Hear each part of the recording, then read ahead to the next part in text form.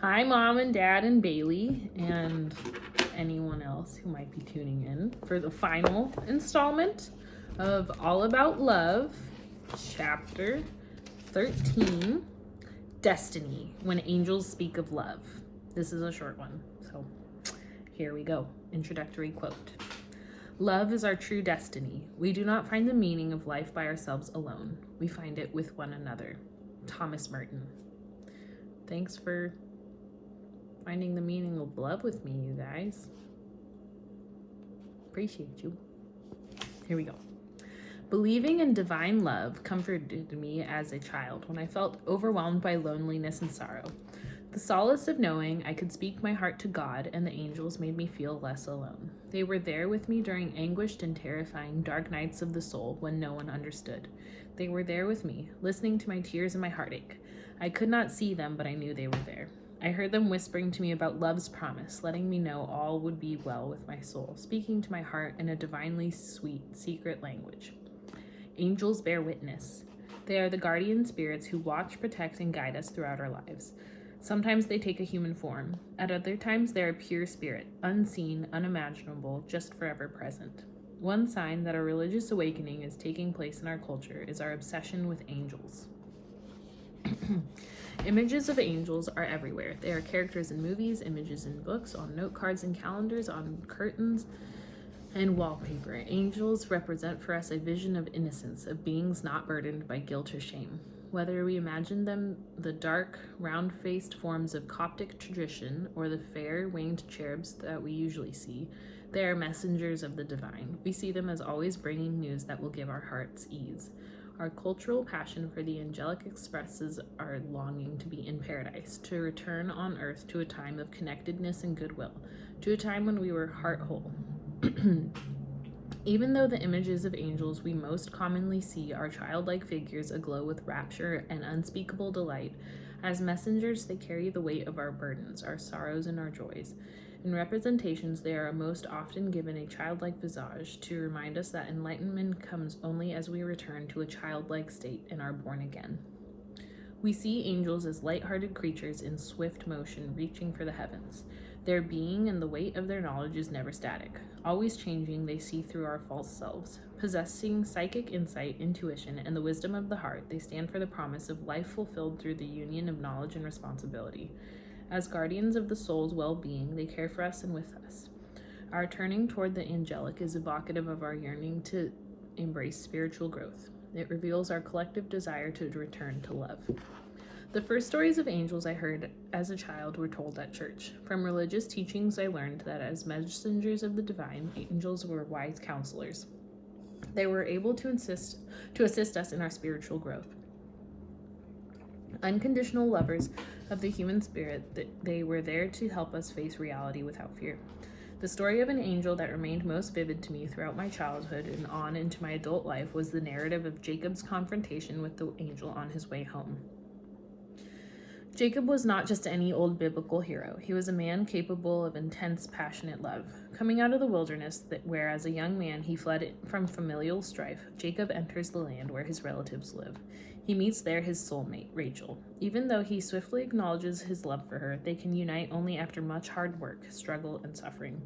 We are told Jacob served 7 years for Rachel, but it seemed to him only a few days, so great was the love he had to her.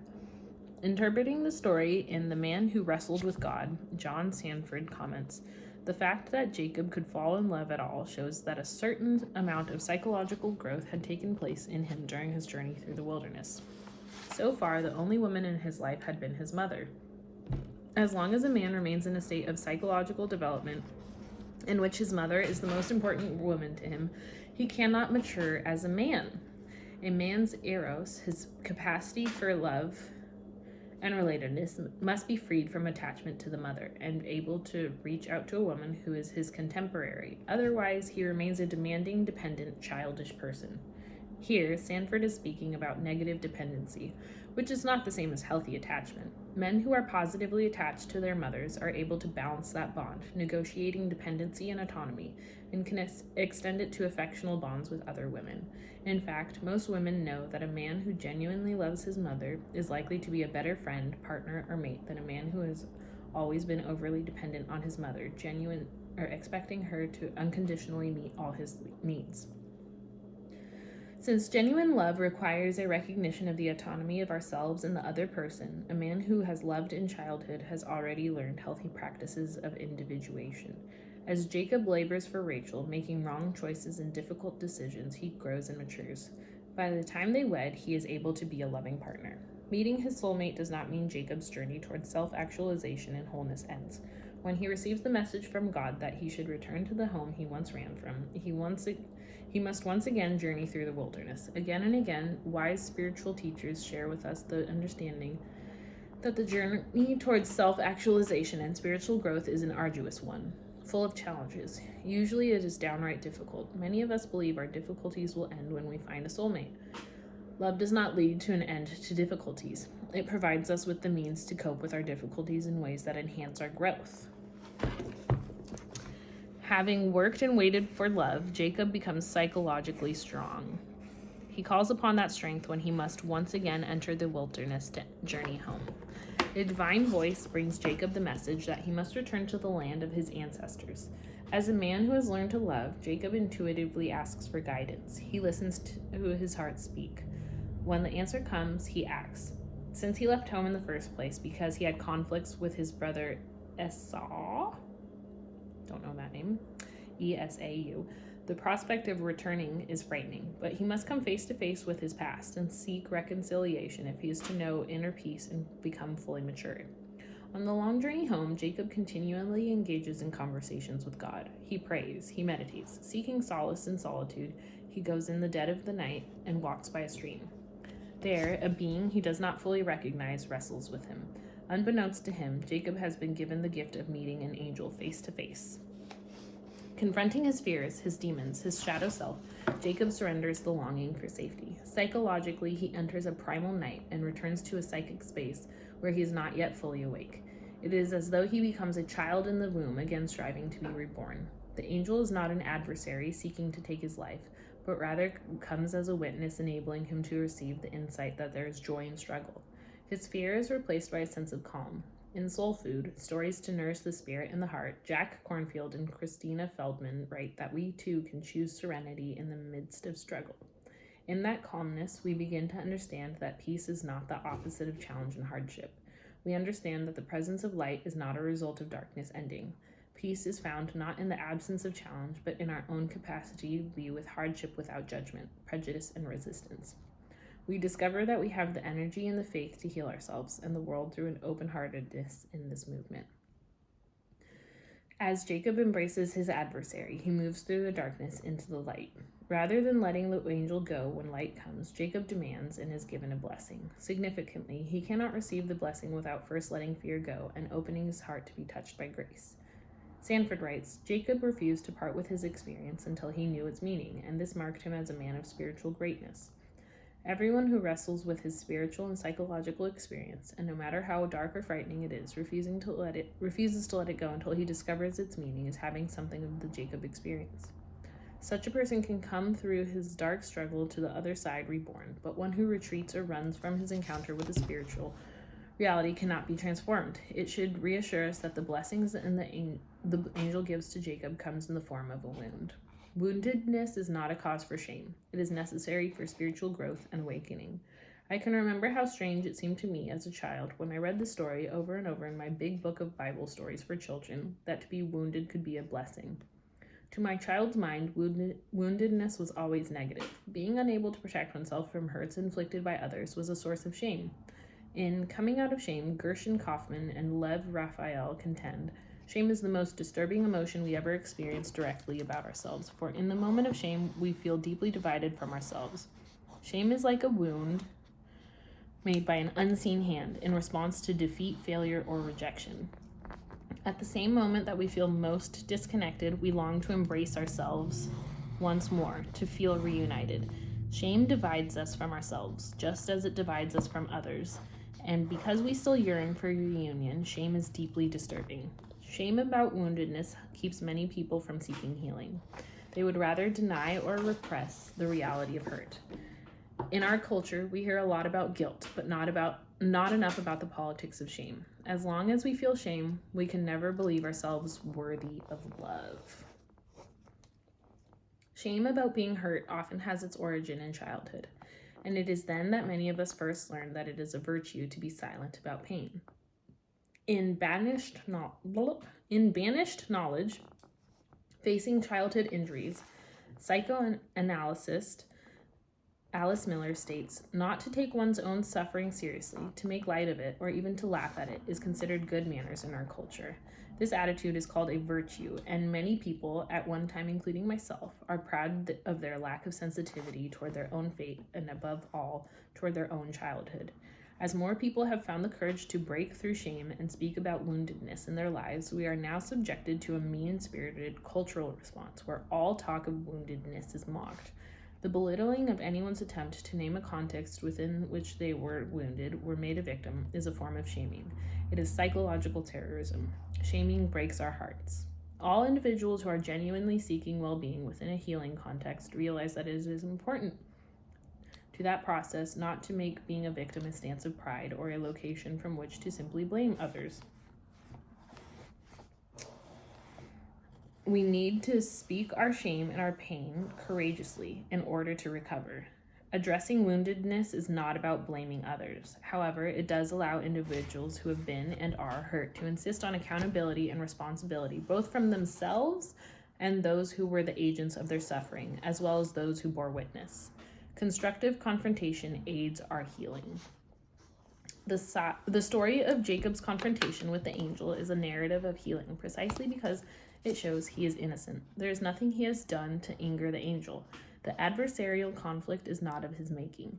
He is not accountable, and he is not to blame for his wound. However, healing happens when he is able to embrace the wound as a blessing and assume responsibility for his actions. We are all wounded at times. A great many of us remain wounded in the place where we would know love. We carry that wound from childhood into adulthood and on into old age. The story of Jacob reminds us that embracing our wound is the way to heal. He accepts his vulnerability. Cornfield and Feldman remind us that the moment in which we are touched by pain and the unpredictability of life's changes is the moment in which we can find salvation. As we turn toward the specific shadows in our own lives with an open heart and a clear and focused mind, we cease resisting and begin to understand and to heal. In order to do this, we must learn to feel deeply, not so much opening our eyes as opening the inner sense of the mind and the heart. When Jacob wrestles with the angel, he feels a heightened sense of awareness. Facing the struggle gives him the courage to persevere in his journey back to face conflicts and reconcile them rather than live in alienation and estrangement. As a nation, we need to gather our collective courage and face that our society's lovelessness is a wound. As we allow ourselves to acknowledge the pain of this wound when it pierces our flesh and we feel it in the depths of our soul, a profound anguish of the spirit, we come face to face with the possibility of conversion, of having a change of heart. In this way, recognition of the wound is a blessing because we are able to tend it, to care for the soul in ways that make us ready to receive the love that is promised. Angels bring to us the knowledge of how we must journey on the path to love and well-being. Coming to us in both human form and as pure spirit, they guide, instruct, and protect. Alice Miller chose to call the angelic force in an individual's life the enlightened witness. To her, this was, in particular, any individual who offered hope, love, and guidance to a wounded child in any dysfunctional setting. Most folks who come from a conflict-ridden family or a setting that was lacking in love remember the individuals who offered sympathy, understanding, and at times a way out. Speaking of her mother's miserable childhood, Hillary Clinton remembers that others outside the family circle stepped in, and their help made all the difference.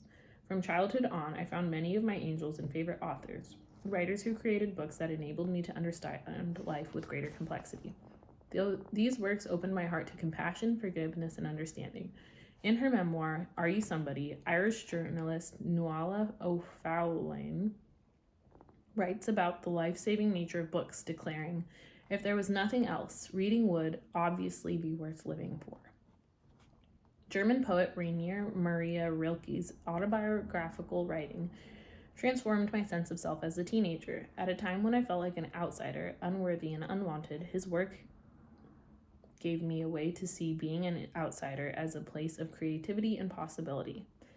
In the concluding chapter of the memoir of my girlhood, Bone Black, I write, Rilke gives meaning to the wilderness of spirit I am living in. His book is a world I enter and find myself. He tells me that everything terrible is really something helpless that wants help from us. Everything terrible is really something helpless that wants help from us. I read Letters to a Young Poet over and over. I am drowning, and it is the raft that takes me safely to the shore. I received his book as a gift at a spiritual retreat. There, I met a priest who worked as a chaplain at a nearby college. He was one of the featured speakers. Intuiting the depths of my despair, he offered me solace. I was in my teens and had begun to feel as though I could not go on living. Suicidal longings dominated my waking thoughts and my nightmares. I believed death would release me from the overwhelming sadness that weighed me down. Listening to spiritual testimony at the retreat, I felt even more sorrowful. I could not understand how everyone else could be lifted by divine spirit when I felt more and more alone, as though I was falling into an abyss without hope of rescue. I never asked Father B what he saw when he looked at me, or why I was chosen as one of the individuals he singled out for spiritual counseling. He touched my soul, offering to me and to everyone he connected with a loving spirit. In his presence, I felt chosen, beloved.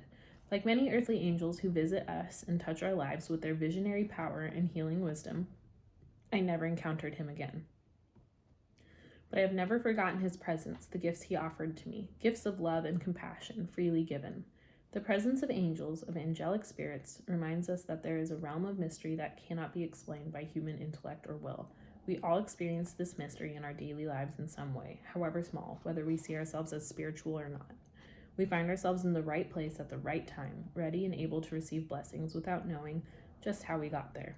Often we look at events retrospectively and can trace a pattern, one that allows us to intuitively recognize the presence of an unseen spirit guiding and directing our path. When I was a young girl, I would lie in my attic bed and talk endlessly with divine spirit about the nature of love. Then I did not imagine I would ever have the courage to speak about love without the solitary covering of secrecy or night. Like Jacob, wandering alone by the stream in the stillness of my pitch-dark room, I grappled with the metaphysics of love, seeking to understand love's mystery. That grappling continued until my awareness intensified and a new vision of love came to me. Now I recognize that I was engaged from then until now in a disciplined spiritual practice, opening the heart. It led me to become a devout seeker on love's path, to talk with angels face to face, unafraid. Understanding all the ways fear stands in the way of our knowing love challenges us. Fearful that believing in love's truth and letting them guide our lives will lead to further betrayal. We hold back from love when our hearts are full of longing. Being loving does not mean we will not be betrayed. Love helps us face betrayal without losing heart, and it renews our spirit so we can love again. No matter how hard or terrible our lot in life, to choose against lovelessness, to choose love, we can listen to the voices of people of hope that speak to us, that speak to our hearts, the voices of angels. When angels speak of love, they tell us it is only by loving that we can enter an earthly paradise. They tell us paradise is our home and love our true destiny. And that is that on that. Here's a word from our sponsor. He's purring. I don't know if you can hear that, but yeah, that is that. Thank you guys so much for joining me on this one. And I look forward to hearing your thoughts. Love you guys.